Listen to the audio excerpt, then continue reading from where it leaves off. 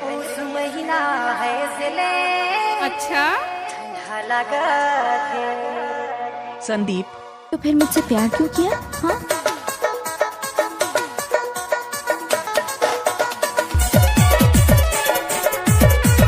आप सुन रहे हैं मनोज फुलझर की प्रस्तुति।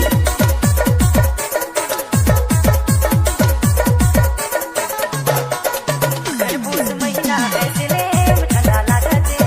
अगर पूस महीना है इसलिए जार लगा है। भैया यानी जुरा भैया हमर संगे नाच अजद पसीना छुटी रे। भैया यानी जुरा भैया हमर संगे नाच अजद पसीना छुटी रे।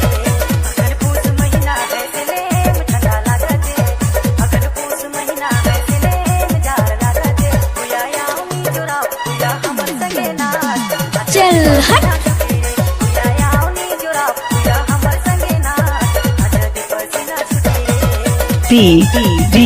DJ मत Manoj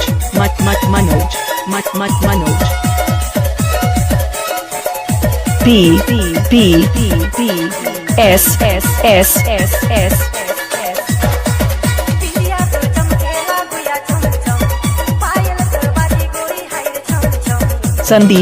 Sandeep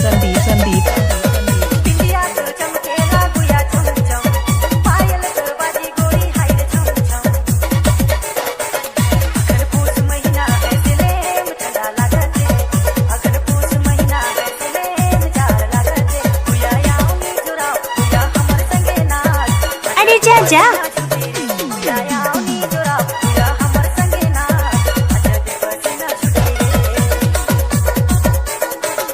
Sandeep Chhotelal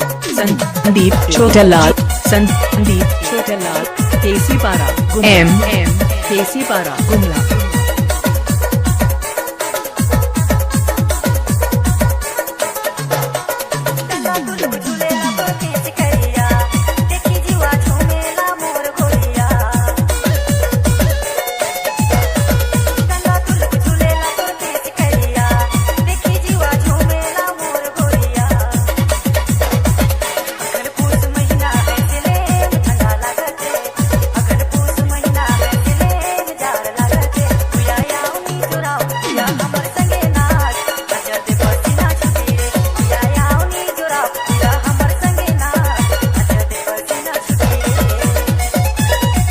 DJ Manoj DJ Manoj PS music Sandeep DJ केसी पारा गुमला।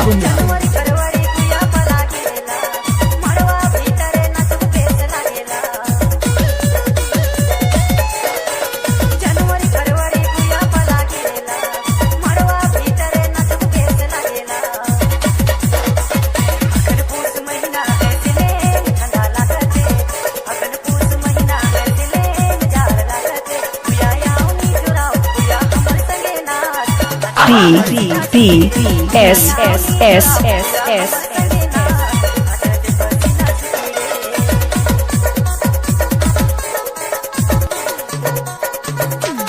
संदीप केसी पारा गुमला।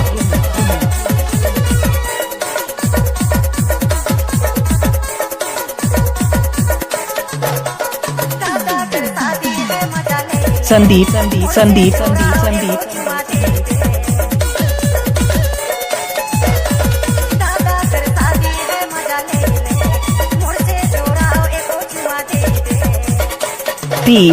PS